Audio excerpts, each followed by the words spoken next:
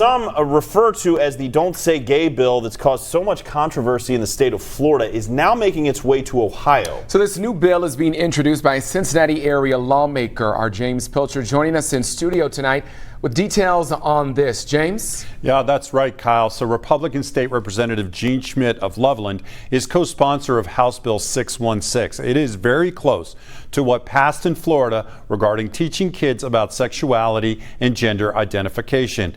And it's already set off a huge political firestorm across the state in fear from LGBTQ advocates of possibly harming already marginalized students.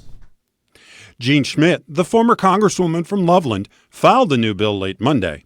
In many ways, it mirrors the Florida legislation Governor Ron DeSantis signed into law just last week that led to mass protests and student walkouts in that state.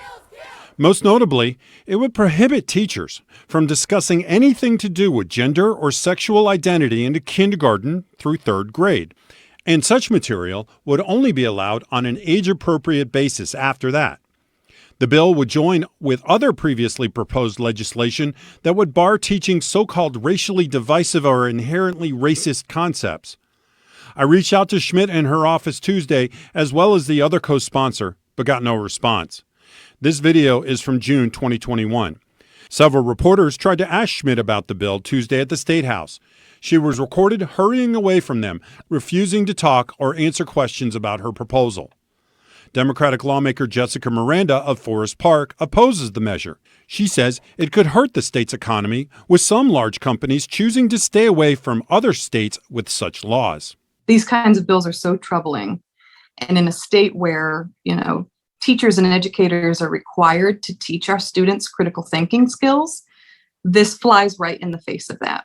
Sean Jeffers, with Cincinnati's chapter of the Gay Lesbian Safe Education Network, says the bill could hurt young students who have same-sex parents. He adds it would create further fear against already marginalized students.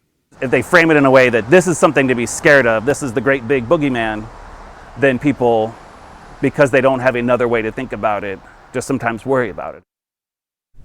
So we just did get a statement from Schmidt and co-sponsor Mike Loychik late Tuesday. Schmidt said in part, parents deserve and should be provided a say in what is taught to their children in schools. The intent of this bill is to provide them with the tools to be able to see what their child is being taught. I also reached out to Republican leadership about the bill's prospects, but did not hear back. So there's no word yet on whether this bill will even get a committee hearing. Back to you guys. All right, not the last we will be hearing about this, that is for sure. James, thank you so much. We, of course, will continue to follow the developments with this new bill. You can read a copy of the bill in its entirety inside this story on our website. That's local12.com.